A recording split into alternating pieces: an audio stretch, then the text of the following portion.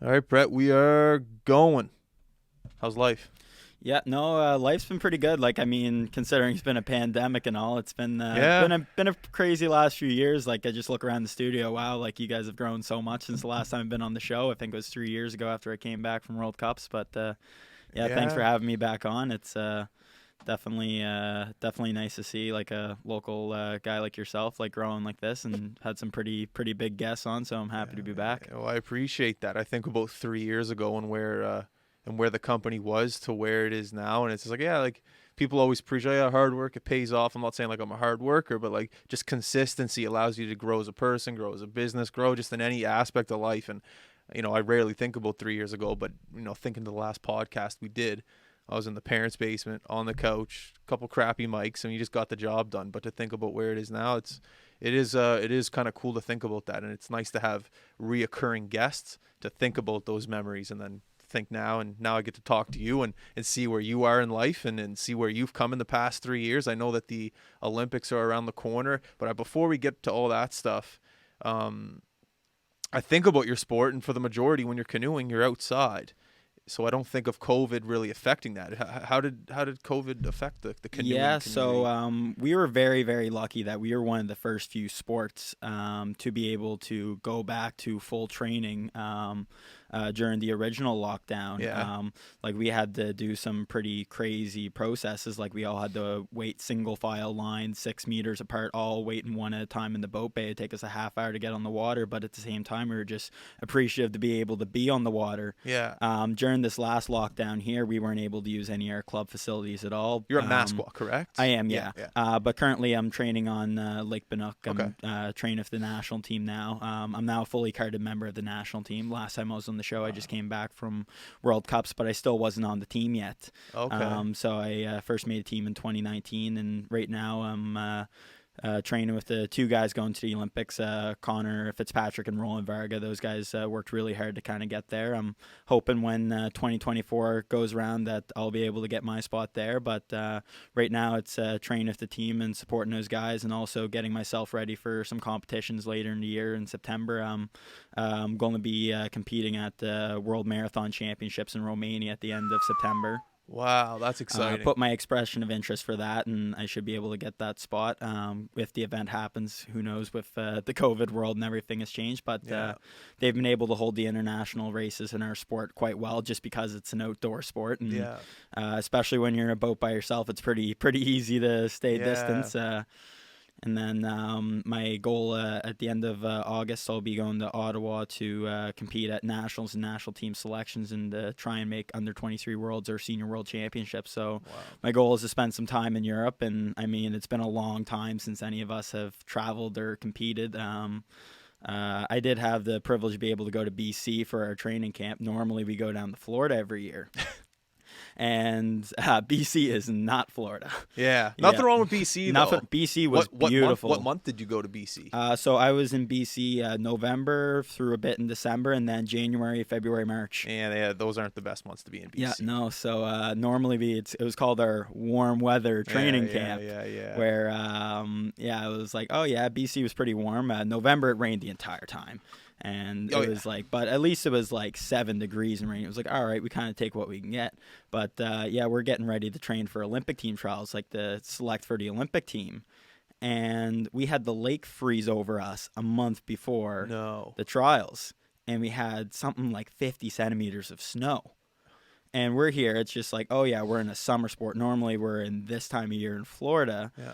and we can't even get on the lake because it's frozen. And we were supposed to go paddling one day, and we spent the whole day, and because we had the day off, we couldn't go train on the lake. We ended up going sledding one day.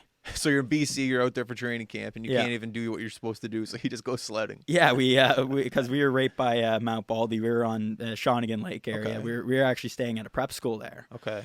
So I never went away for universities. I lived at home for my first 3 years, and then had a house for the last two. But this was kind of like, oh, it was like dorm room experience, like a Yeah. meal hall and all that stuff. I kind of got that this past year, which you know what, it was a lot of fun. It was really tough at times too, because we were pretty isolated out there. Like you go on other parts of the lake, and you probably don't even get service in some areas. They were Yeah. we were pretty out there, but it was a beautiful lake. The school was very accommodating to us. They were all very, very welcome to have us there. But definitely hoping we're going back to Florida for the following year, because as much as I love BC, I do miss paddling without a shirt on and the sun and the beach and all that stuff.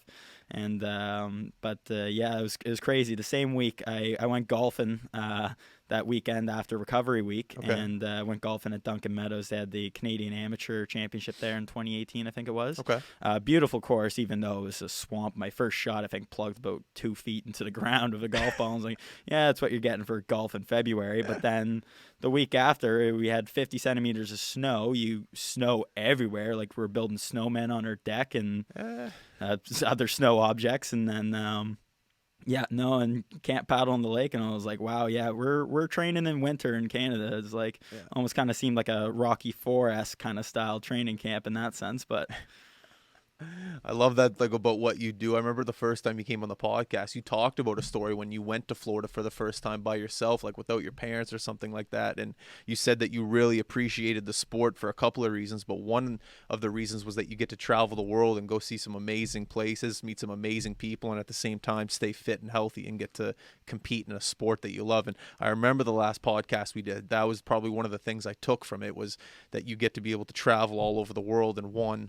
you get to stay in shape and compete with some of the best people in the world. And if you think about what you're doing now, you're in BC, and I know the weather wasn't great, but like, you're still traveling, you're still doing it, and you're still just appreciating it from, like, the tone of your voice. Like, you'd love to be in Florida, but you could tell, you're still pumped to be in BC. No, for competing. sure. And BC is, I've always wanted to go to BC. I've never been to BC. Oh, you've before. never been to BC? So that was my first time I ever been to BC.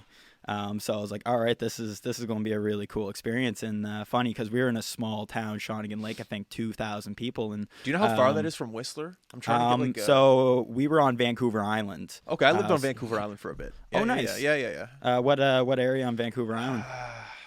Well, my dad was in the military, and there's a military base on Vancouver Island. So I'm not sure of the town, but we lived on the military base. It was like military housing. Okay, nice. But I couldn't tell you the name, the place. Yeah, so we were about 50 minutes north of Victoria.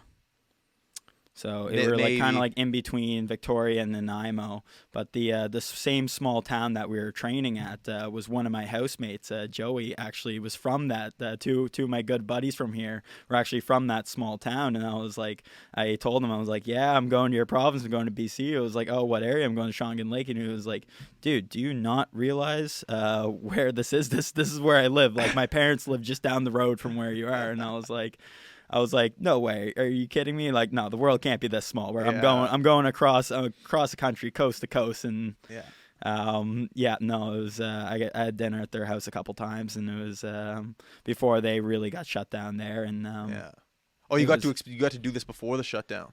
Yeah, so for the first week, I was able to. First 2 weeks, we were able to go over because you were still allowed to have a bubble there. But then about second week in November, they kind of shut everything kind of down. It was just household only, but we were all in one household because we were all staying on the school. So we were all able to interact with each other and like within our team because we had there was the whole team was on one floor of our dorm, and we had our meal hall times and all that stuff. But we had those. The word they used a lot was cohorts, and when we got to Burnaby, because that's where we raced. There was a lot of cohorts, and everybody kind of had to be separated. And CKC did a great job of setting up these protocols. And if somebody would have told me, what does CKC stand for? Sorry, Canoe Kayak Canada. My bad. Okay, sorry, no, it's all good. Yeah. But in November, if somebody would have told me, or even in January, that it was like, oh yeah, like trials in March are going to happen. The way they are at the exact date they planned, I would have said, you know what, that seems a bit ambitious and tough because it's a pretty hard. It's hard to coordinate anything or plan anything right now, and you saw how the NHL and everything and all the obstacles they've had to go to and bubbles and all that stuff, and the fact that we're able to have a selection set of trials in March, it must have been an organizational challenge for everybody involved, but they did a great job making sure that we're able to race. And at the end of the day, like, there was a lot of people that were disappointed that they're not going to the Olympics, myself included. But I think all of us were just appreciative that we were able to race more than anything, after not racing for so long. Okay. But this year, like 2020, like ADCKC, Atlantic Division Canoe Kayak Canada, we were actually able to have almost a full season of just local races. So where did you race? Like Bannock most, Mass? Yeah, we had 3 races at Bannock this past year, and it's like wow, we actually had a season in like August. We had a full Atlantic Championships. Yeah. Which was a lot of fun. They gave, normally it's just like qualifying for nationals, but they gave out medals. They made it a big event, and it was like, you know what, it actually kind of gave, it was like, yeah, there might not be any international or national events, but you know what, it gave a lot of people like locally a reason to train. And you had guys who might have been out of the sport who came back just to train part-time because they're not working or they need another activity to do. But it really showed how tight-knit our paddling community is. It's really it's a really close group of people. Like I don't think there's any real like bad people. Like everybody that's involved in the sport, especially at the older ages, they're all good people and are really in it for the right reasons. I think so. I remember when I was a kid and I was at Masqual, and it was technically just my summer camp. Like instead of going to a hockey camp or something else, my parents would just chuck me to Masqual. And I do remember the community was very friendly. There was no, I remember going there for the first day, and I knew a couple people. Like I knew a couple friends in there, so that was nice. But I remember just becoming friends with like 10 people in one day, all just happy kids, ready to be there. One, they're outside, fresh air. That's great for children, for just people in general. It's awesome, and we were able to run at Masqua. I've been coaching at Masqua since 2016. And, no way. I've been a summer coach, and I never really went through this. I started the sport at 15 years old. That's late, right? I started it really, really late. Yeah. And basically what happened was my grampy, one of his tavern buddies, his son Ian Miller went to Junior Worlds, and he was in pretty good shape, and I was a pretty scrawny kid. I was an okay hockey player, but I think my size always kind of hindered me. I was always the smallest guy in every team. I think at like 13, 14 years old, I must have been under 100 pounds. I was scrawny as it gets, and I think even when I was 15, I was still probably only $120. But wouldn't that be a good thing for a canoeer? Like you're light? I mean, being light, so it's all about kind of like power to weight ratio.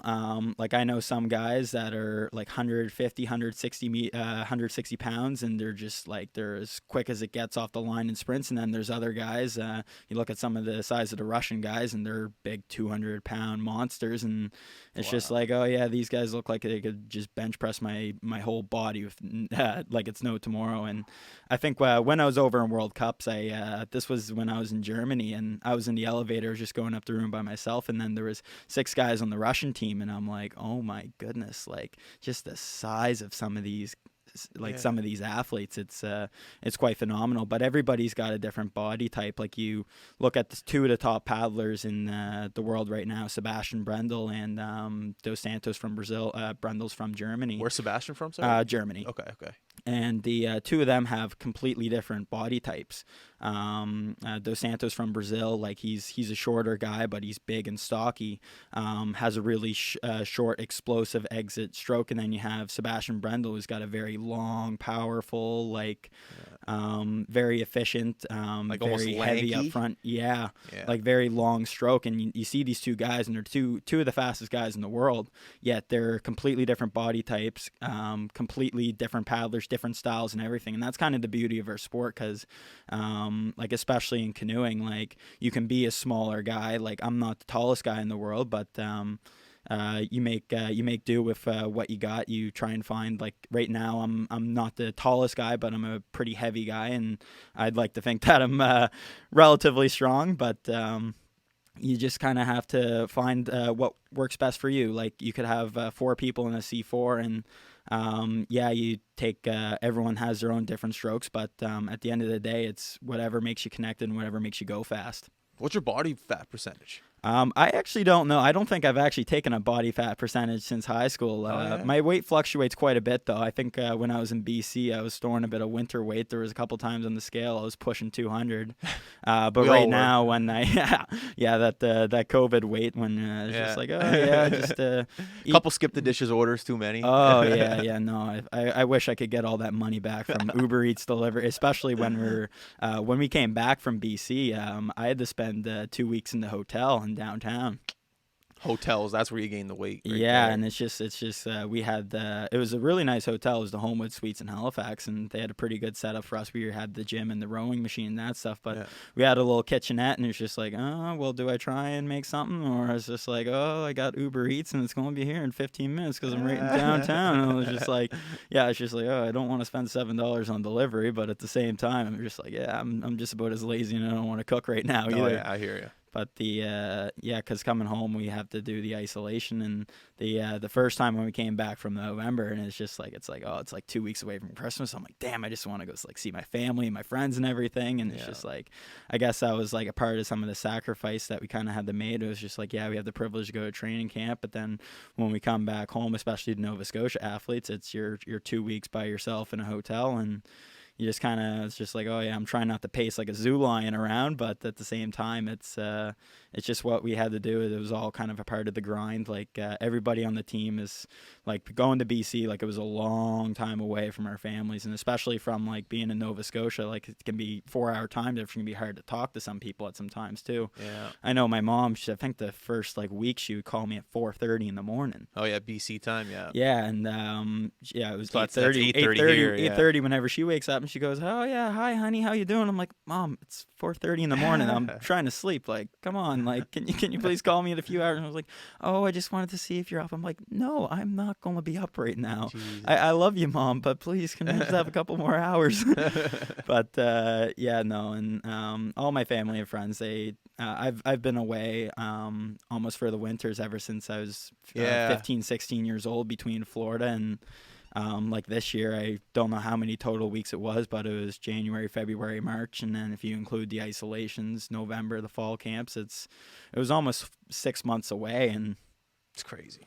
It's quite a grind. Like we hear from like the NHL players in the bubble and how tough that was, and it's just like, yeah, we were in a pretty kind of similar bubble style where we were like, luckily our lake was right across from where we were staying, but at the same time too, it was like, oh, you're kind of trapped and you're escaped. You can't really kind of go anywhere, and especially where we're in a pretty isolated community, it was like, yeah, no, your closest civilization's at least a 20-minute drive. So, like we had a really good setup. So it was like we had our dorms up on top of the hill. You had the meal hall, and you had our boat crates. Where we had some frozen boats. I never thought I'd ever have to take an ice scraper to my canoe, but did that ruin it at all? I had a few little paint chips on the side, but those boats are all made out of carbon fiber. They're all pretty sturdy for the most part. So there's not really they're made well, and I bought a brand new boat in the fall. And if you don't mind me asking, like what's a top of the line canoe boat? How much does that cost? Like so it's just a one yeah, person. so it's anywhere between $4,000 to $5,000. That's what I yeah, and if some people get very customizable paint jobs, which can also really jack that price up.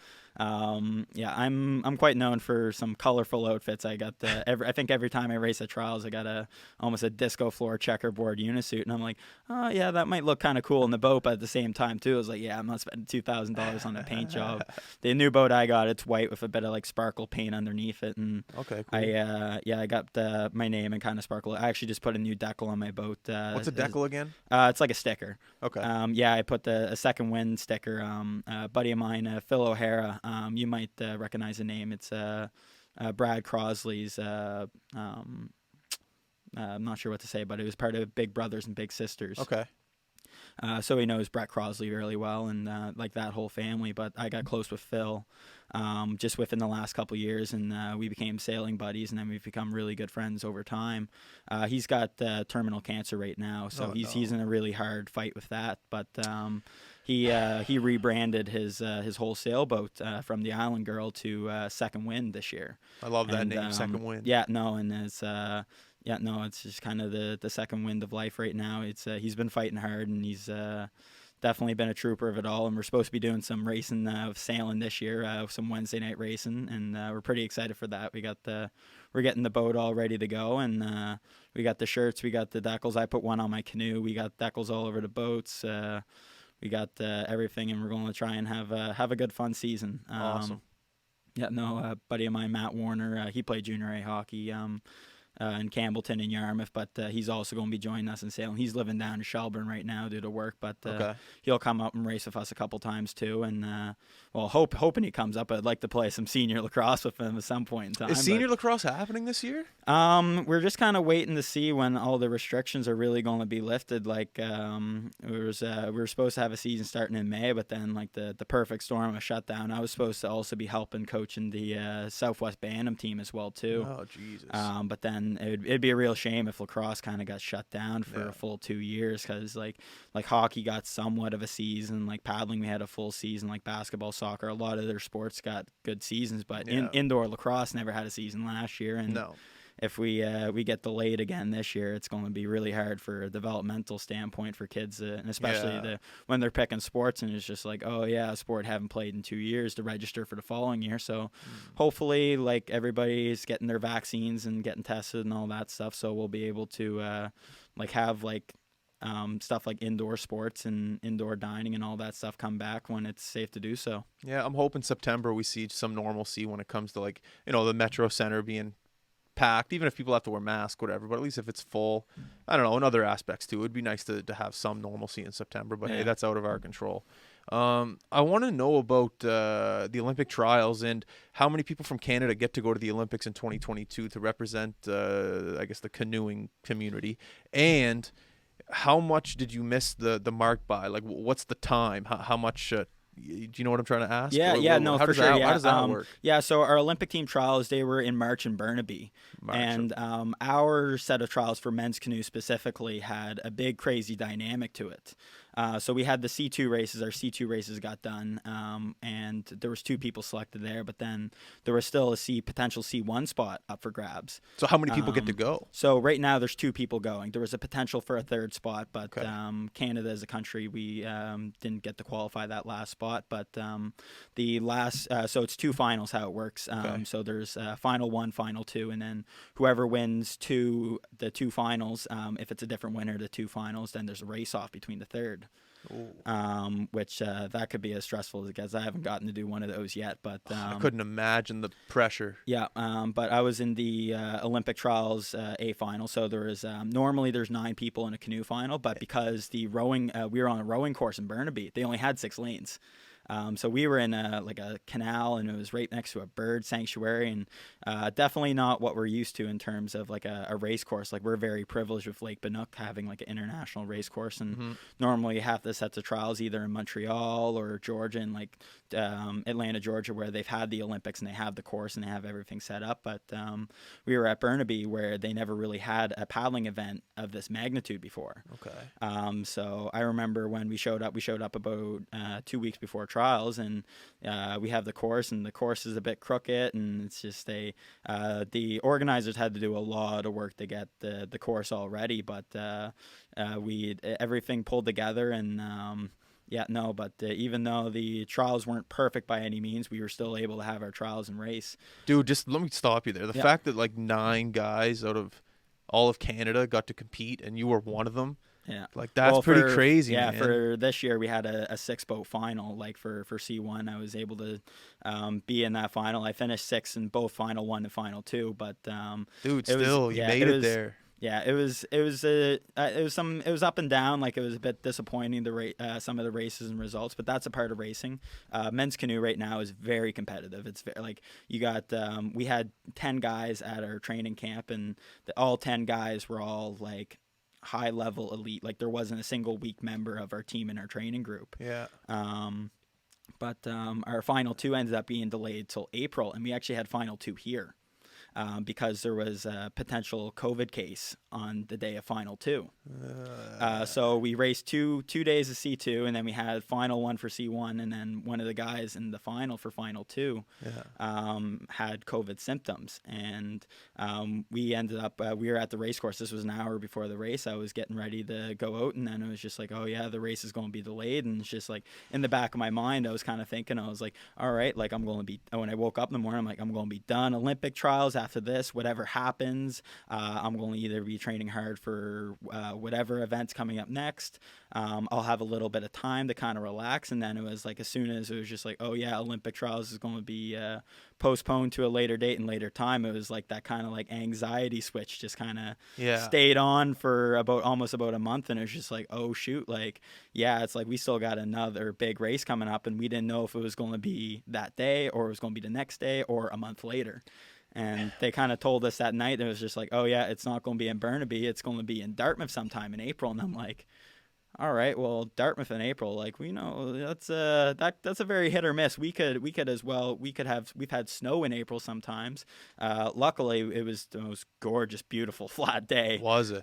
So they kind of had a week blocked off where we were supposed to have it on the Wednesday, and I think they pushed it up to the Tuesday, just to kind of get the good weather. And with it was such a dynamic change of like all the events, because we didn't really know what was going to happen, or like whether it was going to be canceled, postponed, everything for pretty much almost November on. Like, we didn't know if like, oh, is trials going to happen? The big event why trials was so early was because the qualifier, like the Olympic qualifying race, the Pan American qualifier, was supposed to be in April in Brazil. Yeah. And we all kind of thought in the back of our mind, we say, oh, we look at Brazil, it's a mess from a COVID standpoint. And it was like, there's no way the event's going to happen. And then there was kind of a deadline date, and like, oh yeah, the event's going through as planned, so our trials have to go through as planned. And then they ended up canceling Brazil like a few weeks later, and it's just like, oh, what happens to our trials? And I was like, oh yeah, our trials are still happening, but then there's no Brazil. And it's just, it almost kind of keeps you in limbo, because it's just like you always have to kind of like stay sharp and motivated, and it can be really hard to stay motivated when you're just like, oh, some days you're like, oh, what's the point? Is everything going to be canceled? Are we even going to race? And then there's other times just like, all right, yeah, we're a month away from trials or whatever big race we're going to do. You have to get on your horse and get going. Yeah. Everyone, it's funny how you talk about things like that, and they can relate to absolutely everyone. With us, with like live streaming, going to hockey rinks and setting things up, it's like, okay, are we going? Okay, we're not going. Things shut down. Okay, we're going. Okay, we're not going. Things shut down. With this podcast, okay, we can have people in the studio. Okay, now we can't have people in the studio. Like, so many things were just on, off, and you almost have to stay on your toes the entire time, because things could switch like that, and you have to be ready. But I couldn't imagine from a competitive standpoint, where you have to be physically ready, mentally ready, and just being able to compete on a whim. That's another level. It sounds frustrating, but I guess at the same time, everyone's dealing with the same thing. So you exactly, it's definitely been like a journey, and I think our coach has always said, it was like, oh yeah, this is going to be a trials like no other. Yeah. Like for starters, there's not normally an Olympic team trials like this early in the year in Canada. Like, we normally don't race in Canada in the winter time. You're in Florida.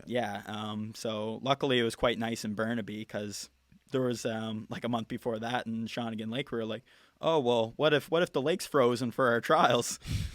It was like, it's like, that's, yeah, even though it's for March, like mid-March, it's still quite nice there. It's like, even though it's a low possibility, like, yeah, we never thought the lake was going to freeze over on Shawnigan Lake either. Like, we were kind of told that it was like, oh yeah, it's probably going to be a lot of rain. It's probably not going to be very warm, but like, you'll be able to paddle every day. And then there was a full week where it was just like, we were kind of like on the water, and then we'd go paddle in the lake, and then we couldn't go in that half of the lake because it was all ice. No way. That's funny. Yeah, and we had a course set up. There was like a little inlet on the end of the lake where you had like, normally when we do these trainings, we try and we like to have like 1,000-meter course with buoys, and they built the course with the buoys. But then that was the first part of the lake to freeze, and that was the last one to thaw. And it was like, oh yeah, let's go check out the canal. Oh yeah, nope, still frozen all the way through. All right, turn around and go around another. Luckily, it was a big lake. It was an 18-kilometer perimeter lake. Wow. So it was absolutely beautiful, like paddling among the mountains, and you look up and you see the snow on the mountains, but there's like big grass and trees like down below, and Yeah. just from a scenic standpoint, I'm just like, wow, this is truly a beautiful place to paddle. And sometimes you just kind of have to look up and just kind of, even though you might be in the grind of training, you just kind of have to look up and appreciate, be like, wow, like I'm really lucky to be paid to do what I'm doing, to have the opportunity to still be training in my sport and during a pandemic and a lockdown, and to be in what is like a beautiful place, like, And a great country. yeah, exactly, To be in like, Canada during all this. yeah, no, like we've been pretty lucky, especially in Nova Scotia. Like our government's done a very good job of keeping us all safe, and even though we've had a few lockdowns and a few like spikes in cases and everything, for the most part, like everybody's done their job. And Yeah. like because like cases are going down now, like hope we're having a normal summer, like patios are open. I'm pretty excited to be able just to have a nice meal in the patio when the stubborn goat gets a little less busy. I'd like to have a big old pulled pork mac and cheese if they still got that on the menu there. I know, But, I can't wait. I was on social media. Well, always on social media, but the day, when was it? 2 days ago, 3 days ago, it was beautiful out, and it was the day the patios opened. Yeah, It was almost meant to be. Yeah, that was Wednesday. It was that perfect sunny day, and it Yeah. was just like, yeah, this is why we ended up staying home for the whole month of May. Was when it gets really nice for June. We're actually able to go outside and do stuff. That's what I was saying. Like, imagine if this lockdown happened in July, August, even September, Yeah. like the best months. That would have been brutal. Yeah, would have been brutal, and like because we were locked down the whole month of May, and we weren't able to like train out of our clubs at all. But I had my canoe on me, and because we were still able to paddle as an outdoor activity, couldn't train with a coach, couldn't train with a training group. But So you just go out by yourself? So I was pretty much going out by myself, or I'd like socially distance with like one or two teammates on the same lake. But my boat was living on the top of my car for a month because it was like, oh, we can't store it inside of the club. And Why couldn't you store it inside of the club? Just because all the clubs were closed. But you don't have like your own set of keys just to go in and grab like. Yeah, they switched out our keys, and it's just like, yeah, no, club's closed, nobody's allowed in or out. And Oh, really? so there's a little beach at the end of Kearney Lake where most of the people are like fishing, and I know normally it. people Yeah, just yeah, chill yeah. in the summer. And I'm there like every morning. It's just like, oh yeah, unstrap the boat, take it out of the cover, put it back in. It was a whole kind of process, and I was just driving around everywhere with a boat on my car, and it was just like. Yeah, when I first took it off, I was just like, oh, yeah, wait a second here. I don't need to keep this on here when we just got back to group training on Binook just this week. Oh, wow. So it was like almost a full month of just like, it's just like grinding it out by yourself. And it was really hard training without a coach because like you like to get feedback, especially our sport is very, very technical. Have you guys implemented like video? Yeah, so we do quite a bit of video. So my coach does a very good job. He's able to kind of break down like each part of the stroke. So what, he's just on like the boat and has like a cam like with his iPhone or something? He's driving around with the motorboat and just he's taking the film, and then afterwards he'll send it. Always points out about one or two things. And cool. Usually for me it's usually making sure I'm sitting up or not going down a little bit too low with my stroke. When it comes from a technical standpoint, like canoeing's a very, very technical stroke. Like past fall, like we were working on just changing the angle of my stroke just by a few degrees to try and get an advantage. And it was just, they showed the angle, and it was just like, oh yeah, like this is like 65, forget the number of degrees. Like you don't need to go that far at the angle. You can come a little bit closer and then try and get more connection and power. And that's crazy. Would you rather be more powerful or have great technique when it comes to canoeing? So you really need the whole package. Like with our sport, like you need to be very powerful at the front, like need to be very efficient and technical in the exit. Like we do a lot what's called GA1 paddling. So GA stands for like general aerobic, which is like your general aerobic base, which is usually around 70% of your heart rate. And for us is anywhere between 38 to about 41 strokes per minute. And we do about a 10 or a 12K at least once a day, usually in the morning. And sometimes we do even 2 in a day. And it's just working on that efficient stroke where it's just you're trying to be powerful at the front. You're working on all those technical parts, and you're out there for almost an hour, and you're trying to hold the pace, hold the time. A lot of it's all weather conditions. If it's a really windy day, it's harder to work on the technical aspects. Some of it, especially towards the end of the week, it's just like, all right, you got to just grind it out and make the most of this. But then it's when you're doing about 8 or 9 of these workouts a week, Adds up. it's hard mentally, because you're waking up and you almost kind of be deja vu. It's like Wednesday morning, Tuesday morning. It's the same kind of workout every day, but it's what we need to work on, and it's what makes us better, and it's what works too. Like the Canada men's canoe team has just that level has really gotten higher and higher and higher over the last 2-3 years. And it's just because we've all been sticking to like a very similar training program. We're all working on getting like great general aerobic base, and hopefully when we haven't had international competitions in a few years, hopefully when we all get the race again on wearing a Canada jersey, it shows in our international results. Yeah, that's exciting stuff, man. Just getting better and being able to compete against the other people within the world in different countries. It's exciting stuff.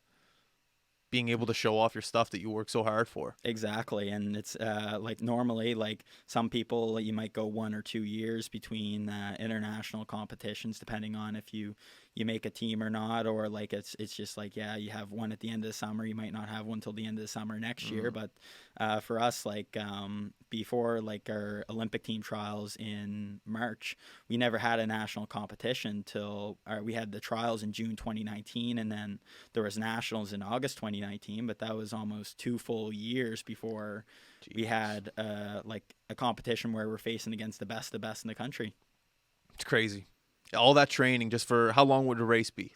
30 seconds, 40 seconds. So for a 1,000-meter race, you're looking around maybe around 4 minutes, a little bit under or over, depending on wind conditions. You have it on your back, might be under.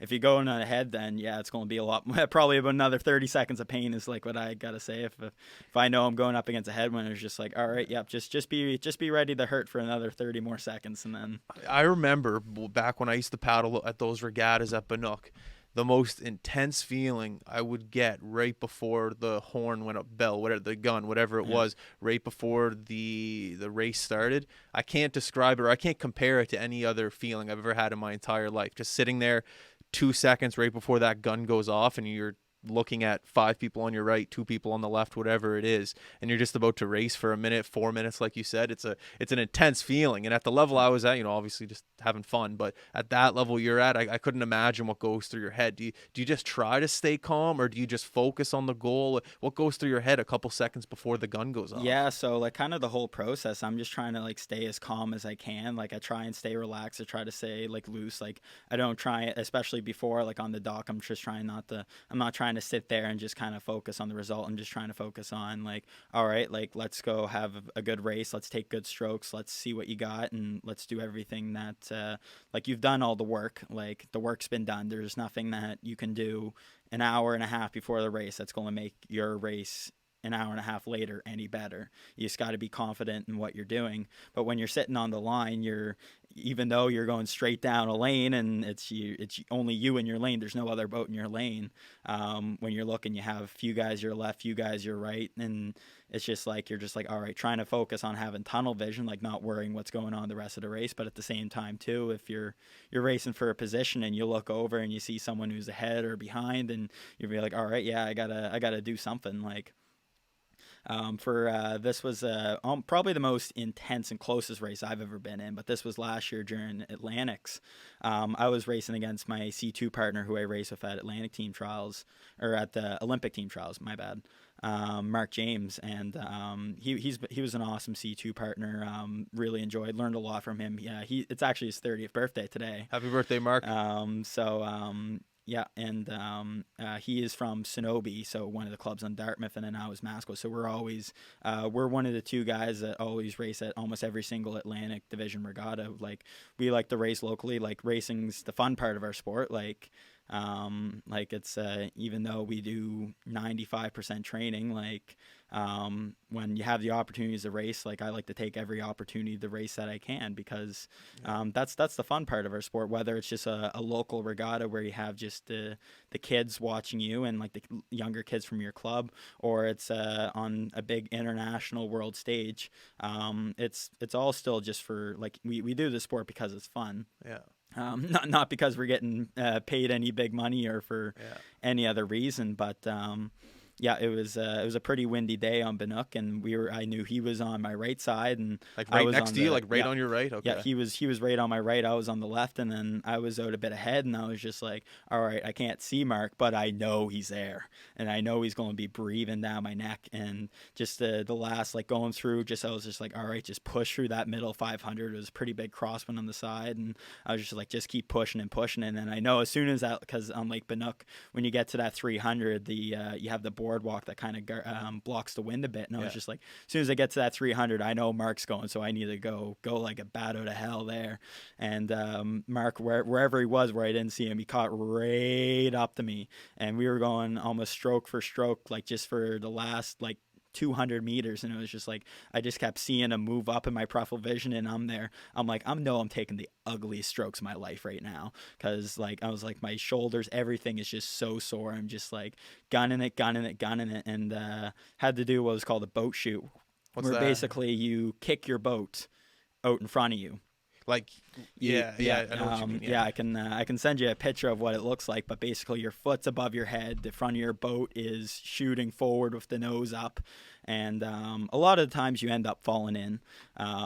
Whenever I do it in a race, usually the kids that I coach after, they try and do it, and I'm just like, yeah, you see me do it, but don't you guys do it, because at the end of the day, you guys might go backwards or tip before the line. And I ended up shooting before the line. It was 0.01 of a second between me and Mark. Was it a picture finish? Like, how do they get that? How do they like photo finish? So there is a camera. Okay, yeah, they had the camera, and it was like this much of the boat. Wow. Just like a very, very small. It was like just a few inches between that, and it was just like it was a headwind. So it was a 40-minute and 20-second, 4-minute, not 40. That would be a hell of a race. Yeah, no, 4-minute and 20-second race that came down to 0.01 of a second in the end. Do you have a picture? Do you have a picture of it? Yeah, I do. I'll just bring that up right here. But that is crazy. Yeah, no, it was like, even though it was just a local regatta, it was our big race of 2020, really. So yeah, absolutely. Even though it was a local race, I was still like just like I was like, oh yeah, I want to win this thing. Yeah. And Mark was the same way, and it was about as tight as it gets. Well, this is the finish line camera right there. Oh my God. Yeah, so you barely see the space between the two boats. I wonder if maybe I'll be able to see. And then I can show you what the high def. One of my friends of mine got a pretty good photo at the end. But if you ever wanted to see what a boat shoot looks like, you see what the yellow is there. That's the finish line between the two of us. Also, this is that race. This is that race there, and you go a full 1,000 meters can come down to inches like that. So that's not illegal what you did, like a kick. As long as you stay in the boat and the boat crosses the line, it's as legal as it gets. But if you tip before that, if you're out of that boat before your boat crosses that line, then you're DSQ, you're last place. Wow.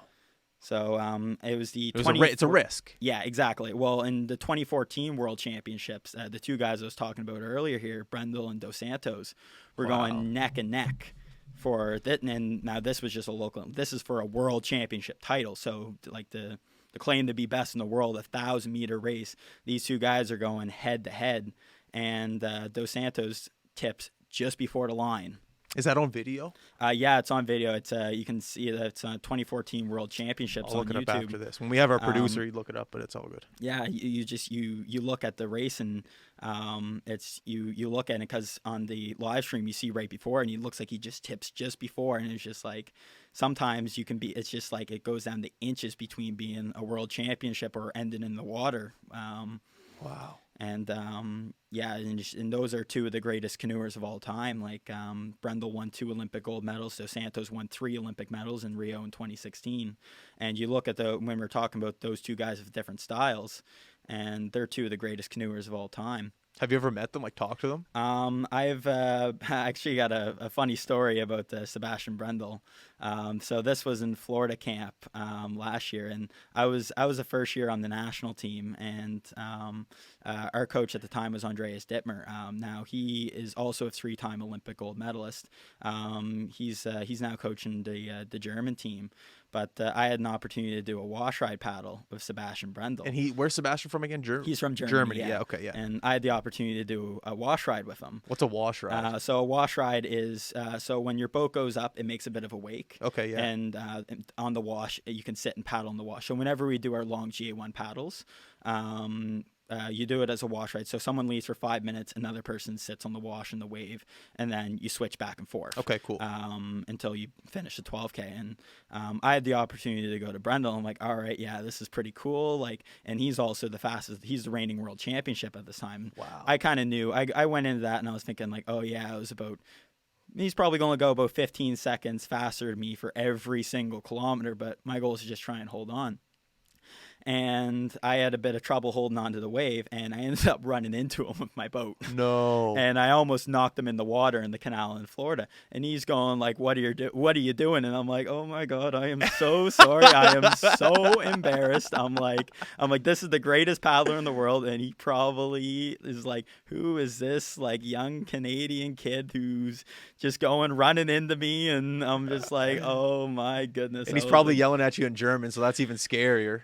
It was definitely intimidating. It was just like, oh yeah, well, you know what, that's about as up close and personal experience I'm going to get with the arguably the greatest canoeer of all time. It was like, yeah, well, you know what, I might have not have been his training partner, or I never got to go up in the line against him yet, but you ran into his boat. Yeah. I ran into his boat, and yeah, maybe he remembers who I am. And it was just like, yeah, you might see me and be like, oh yeah, you're the kid who ran into me in practice that one time. So that's amazing. Yeah. No, it's still experiences like that, just paddling with the best in the world. That's a story, man. You know, you're on the water with them. I don't care if you hit them or not. Who cares? Yeah, like especially like the German team. The German team is they're the top in the world. Like they're the reigning Olympic champions in 2012 and 16. And there's a good chance that if you're lining up against a German, it's not a matter if they're getting a medal. It's usually what color. I just picture the German team walking into like a bar, almost like in dodgeball, how Globo Gym walked in, just all in the same tracksuits, walking in professional, arms crossed. Yeah, you know what, they do have arguably the nicest tracksuits. Yeah, I knew it. I called it. Yeah, yeah. It's when I was in World Cup in 2018, this was my first kind of big international event. I was racing the C2 500, which is actually now going to be the Olympic C2 distance. Cool. They're switching it from 1,000 to 500. Sometimes seems like they do musical chairs with what events they like to take in and out, but that's kind of beyond my control. But one of the guys was Peter Kretschmer, and it was like, oh yeah, this is the guy who won an Olympic gold medalist and reigning world champion. He won an Olympic gold medal in 2012. Okay, and this is 2018. This is 6 years later, and he's the reigning world champion. He's still one of the top in the world. And I'm looking over, and this guy's 4 lanes over, and I'm like, holy crap! Like I'm on the line with the guys that I would watch on YouTube and try and learn technical stuff and idolize, and I'm like, oh, I'm on the line with them. And that's kind of a cool thing about being a part of international competition. And I was pretty young at the time when I was at World Cups, and it's quite a crazy feeling, because it's just like, it's you, especially when I was 16 years old, and you're watching races on you, because almost every race is on YouTube now. And Canoe Kayak Canada is actually doing a really good job now of putting all of their races on YouTube. Great. So from probably about 2017 on, from 2017 nationals to about 2021, you can almost see every national race in Canada. Does Banook live stream and do all that stuff? Yep, for all the national events, whenever we have national team trials or nationals, they have the live stream on Banook. If you guys are ever looking for streams not national, just local streams or whatever, let me know. Yeah, we definitely, do live for streams, sure. So get me the connection there. I definitely will. Well, Atlantic. So Pee Wee Bantam champs, or it's U12, U14 champs now. Yeah. So it's a huge event that Atlantic Division runs, and I got to compete in it once as a kid, but I got to coach in that event many times, and it's just a crazy atmosphere, because you have 2 days of heats, but then you have 1 day of all finals, where every race is a medal race, and you have 1,000 kids and parents all around. It's just a huge event. Is it on Sunday? The kids. It's usually on a Saturday. Okay. And the war canoe races, we haven't been able to do any war canoe races because of the pandemic. You have 15 people in a boat, but at these like champs and nationals and stuff, like war canoe is almost a strictly Canadian thing. Is it? I didn't know. Oh, really? So they had a demonstration event at the London 2012 Olympics where Chima and actually my coach John had a war canoe and did a demonstration event there. But it's almost entirely in Canada, and it's you have 15 people in a boat, you have 14 paddlers, and then you have a captain in the back. But then you have 15 times 9 boats across the line, and it is you look around and it's just like, wow, there's 100 people on the line right now, all about to go race for about just 2 minutes down the course. And it's like, so Sonobe, I think it's Sonobe, but they do the big horn during the whole race. And Sick. at the Bannock Tower, they do like the war canoe song, which is like the epic finale, like orchestra song. And it's an exciting event for the kids. And, it's a local event. It doesn't ever get any live stream coverage there. So I think if like High Button's interested in doing 100%. Yeah, no, like and I think the High Button's very well recognized now. Like the kids realize, oh, I'm getting interviewed by High Button. High Button's watching my race. It's just going up the ante. What's already a pretty hype event for them. Like everybody draws, they do flags, and all the clubs hang flags from each other's clubs. And oh, cool. The kids run around and try and steal them. And yeah, no, it's you have some kids that are racing in finals, and then you have other kids, whether they didn't make finals or they're younger brothers of other kids, and it's like oh yeah, like I'm here for Masqua, but my goal is to steal a flag. Yeah, 100%. I believe it. Yeah, no, and the division usually has to step in for a few reasons to keep everything from going. We've had everything from parents tackling kids trying to steal flags to an Arenda war canoe ended up destroying a water polo net that had a flag hanged up on it, and it's just it starts off as just like, oh yeah, it's just like calm before the storm, and then once the races get going, it turns into almost mayhem. But what's so special about these flags? So all these flags are usually chirping the other clubs. Oh my god! So Sonobe will put a flag up chirping Masqua and Micmac and Bannock, and then like Masqua will try and hang a flag as high up on the tree as possible, so nobody can try and climb up and reach it. And there's been some crazy events over champs over the years for that kind of event. But I'm usually at the Pee Wee Bantam champs. I'm usually captaining war canoe, so I'm usually in the back paddle. So steering. Yeah. So with war canoe, it's really cool because it's one of the few sports where you as a coach actually get to compete with the kids you coach. I never thought of that. It's almost like a hockey coach, but playing. Exactly. It's like it'd be like being a player coach in hockey. Yeah. It's just like, oh yeah, you're coaching a team, but yeah, you're alongside like because you're allowed to like get a couple strokes in there. For U12, U14 nationals, everything, the captain's allowed to paddle in the back. Oh yeah, as much as you can, and it kind of becomes on you for a bit. It's just like, oh yeah, I got to give it everything I got too here. Like, I've had a few close races where it's just like I'm looking over and I'm just like trying to give it. I think one of the hardest races I've ever had to go through, and this is one where I'm in the back of a war canoe, and it was 2016 U13 mixed war canoe. It's just like, oh yeah, it's still like.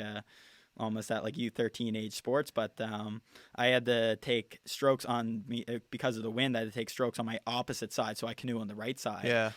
In working, I had to take all strokes on my left side, and I was like, oh, I can't switch over to my other side because if I do that time, I could miss a stroke because it was neck and neck back and forth, and I was like, I can't miss any strokes here. And then I ended up after the race, I sit down and my whole because I was like, I'm using the opposite muscles of my normal paddling side, and I'm like, oh my goodness, I'm like, is this the hardest I've ever gone in any race before? It's not even my own like race. Like this is a kid's war canoe, and I'm like, oh my goodness, I'm so sore. Like I'm like I kind of want to just go lay on the dock for an hour. Oh yeah, you could, man. I remember the guy behind me back when we did the war canoe would just he would give her. He would be swearing at the kids like, let's go. Like he was I forget his name, but he was a Masqua coach, and those things were so intense. Yeah, so intense. Yeah, no, still one of the most intense races was same year 2016. This was so I was in the front of the boat. It was junior mixed war canoe, and Yeah. I was in the very front. So I'm there, like I'm on the line, like I see just water ahead of me, and I look to the left, and it's just you see boats and boats, and my goal is to keep the boat on the line. But then we were on the Oh yeah, line because for if you're on, about you got to back a bit, right? yeah, we were on the line for about 10 minutes. Why? Because there was just boats ahead and behind, and we were trying to get a clean start because it's like you're trying to get 9 boats to all line up equal. Yeah. Won't even get started, but the 6K, good luck trying to get 30 under 17 kids all line up for a 6K properly. Like, Yeah. I remember in my race when I did in 2015. They started the men's kayak first, and then they were coming around, but they had to start us. So we normally supposed to start 2 minutes behind, but then it's just like time go by, and then they're still trying to get everybody on the line. They tried to get in the motorboat to drive across the line to get people to go back, and they're like pushing boats back. But then as soon as they would go by and push one person, they would go ahead because the start in those races are pretty important. You mess up a start in a 6K, you can end up, or in a war canoe race, you can end up behind. It can be really hard to come back. Yeah, because there's so much wash. But if you get behind, yeah, exactly. But eventually, they just for my 6K at nationals, they just blew the gun, and they disqualified the few guys ahead. But the men's kayak were coming around, and because they start the 2 races at the same time, 2 minutes apart, and then the men's kayak were about to go because we were lined up on the turn. All these men's kayak were going to come down, and it was like, oh, you got to get these men's canoe off the line, because if not, these men's kayak are just going to go run right through all these canoers. Oh, fuck. It was like I was on the line there, and I was like, I don't want to be the one person that's way ahead, but at the same time too, like I can't be behind, so I'm like trying to find that middle ground. I was like, all right, like those 2 guys are way too ahead. I'll just kind of line up with what I think is these guys kind of here, and I'm gonna have to get used to that for that kind of start again for Marathon Worlds at the end of September, because that's going to be a crazy start like that too. I've never competed that regatta before, but you're going to have anywhere from maybe like 12 to 15. You could even have 30 guys all trying to line up at the same time, and it's because you don't want to be behind in a race like that, because nothing's worse than paddling and being someone's wash. It's just you're steering and everything gets all wonky. And I completely forgot about the chaos before a war canoe race. War canoe? Yeah.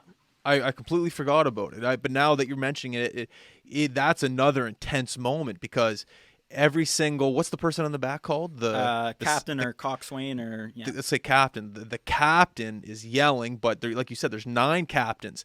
Everyone's stirring back. Everyone's stirring forward. Yeah. That was another moment that I remember just being, holy shit, this is intense as fuck. Yeah. It was definitely a moment that I completely forgot about. But now that you bring it back, it came to me like that. It is a crazy intense moment. Yeah, no, and I've done it at like the Atlantic level, if like the U12s and U14. I did my first national race in 2019 as a war canoe captain. It was U18 mix, and it's just you're there, and it's just like everybody's yelling, everybody's trying to give instructions, and you're just telling everybody. I was like, listen to my voice and my voice only. And when I was younger, as a coach doing that, I was just like, oh yeah, just listen for the voice that's going to voice crack about halfway through. But I remember those boats going like 10 miles an hour. Like they go. It's like a war canoe race, like especially for like I think in 2019, like a U12 war canoe or U12 guys, it was like 2 minutes and 8 seconds, I think it was, which for 12-year-old war canoes or 12-year-olds in a war canoe, that's a pretty fast race for their age group. And you look at when you do so senior men's war canoe and junior men's war canoe, that's 1,000-meter race. And oh my goodness, that race is, if that's about as painful as hell as it gets. And I've come second in that junior men's war canoe too many times for me to want. I'm like the next time I do that race, we better win, because I do not want to go do 1,000 meters, like 4 minutes of war canoe paddling just to come second again, because that is so hard on the body. Like you just sit down after the race, and you're just like, I don't want to move. I just want to like lay down, and like hopefully I'll just wake up and feel better afterwards. Have they made any advancements? I remember being on the war canoe or just canoeing in general, and my knee killing me. One time they gave me a bag, one time they gave me a block. Yeah. What do you use, and have they made any advancements in the knee placement in the past 15 years? Yeah, so like with so in any like C1, C2, C4, like any like carbon fiber, like actual racing boat, we all use blocks, and ours just screw right into the bottom of the boat. Oh, it screws in now. Yeah. Or has it always screwed in? It's always screwed in for like for those kind of boats, but like at the club level, like it's really easy just to give someone a little knee pillow and Yeah, the bag. yeah, like sandbag. in war canoe, almost everybody uses just the bun, and it's a little sandbag, and it's if that shifts the wrong way and you got your knee on the wood in the middle of the race and you're just like, oh, I can't move to get it up, and it's just like, oh yeah, well, just gotta go deal with the pain for the next little bit. And, Yeah.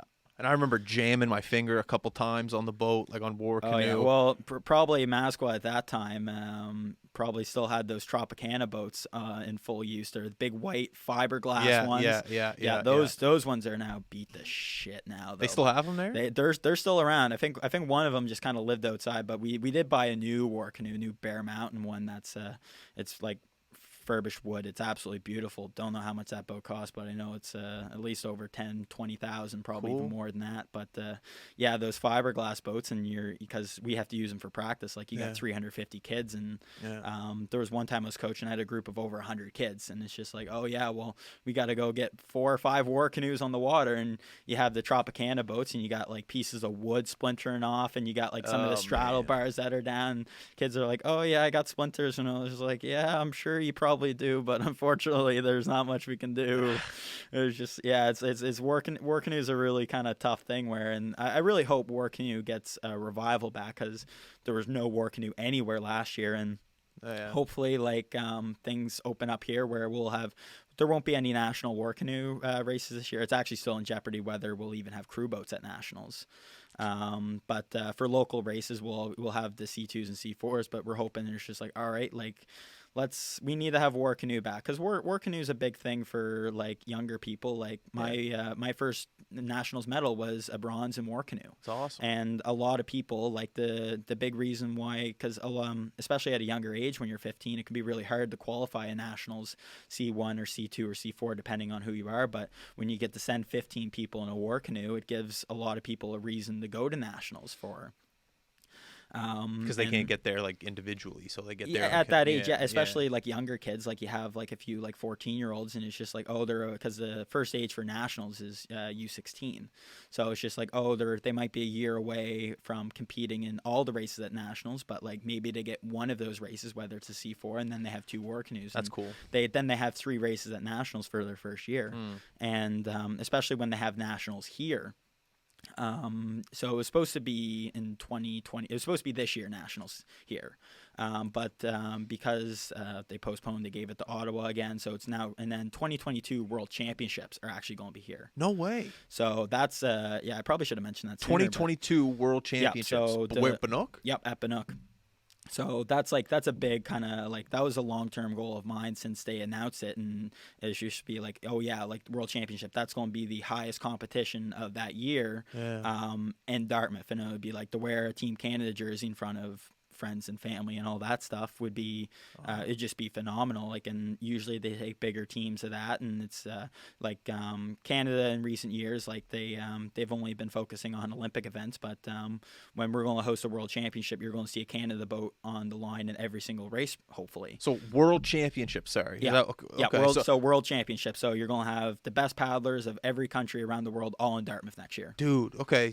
Yeah, so I need a contact from you then to somehow get involved in that, because definitely for sure. Well, there's going to be a lot of media, probably they're going to be looking to contact. So like, okay, cool. I mean, like you've done great stuff with the hockey and everything, and I think anybody who looks at any of your footage, they're going to be like, oh yeah, well, you know, you'll have a media pass for all Sweet. the paddling events and everything, because not just that, you're going to have probably anywhere from 50 countries, and you're going to have thousands. They basically, that Prince Albert Road, they're going to have that all grandstands all on the side. And No. I'll have to dig up a picture of when they had Worlds here in 09, or I think it was, 09 was the last time. Then they had it in 97 as well too. I have the picture. I know exactly the picture that you're talking about. If you know the picture I'm it's talking on our about, website. It's one hell of a scene. So it's and I'm like, I'd be like, I'm thinking it's just like, like even with the pandemic and stuff, and it was like, I'm still pushing her, because at the end of the day, like 2022 Worlds are in Dartmouth. No matter what happens, I could. I'm still like, no matter what, I want to be training full steam ahead for that, the race. And I think a lot of people, because usually after an Olympic year, like a lot of people end up retiring. But because the Olympics was postponed a full year, and then Worlds are in Dartmouth next year, it's going to keep a lot more people in the sport. I think from a national level, like Olympics is usually after, whether people make it or not, a lot of people end up retiring. But I think it should keep our team and our group size. Like at the end of the day, you want your best of your best racing on the line for Team Canada. Awesome. And having it the year after the Olympics, I think, will keep a lot of people in Canada still training just as hard as they would for the Olympics. So keep the momentum going in the sport for the next couple of years. Exactly. Nice. All right, man. We're over an hour. Brett, I appreciate you coming over. Man. Thank you very much for having me on the show again. Like anytime, I really appreciate it.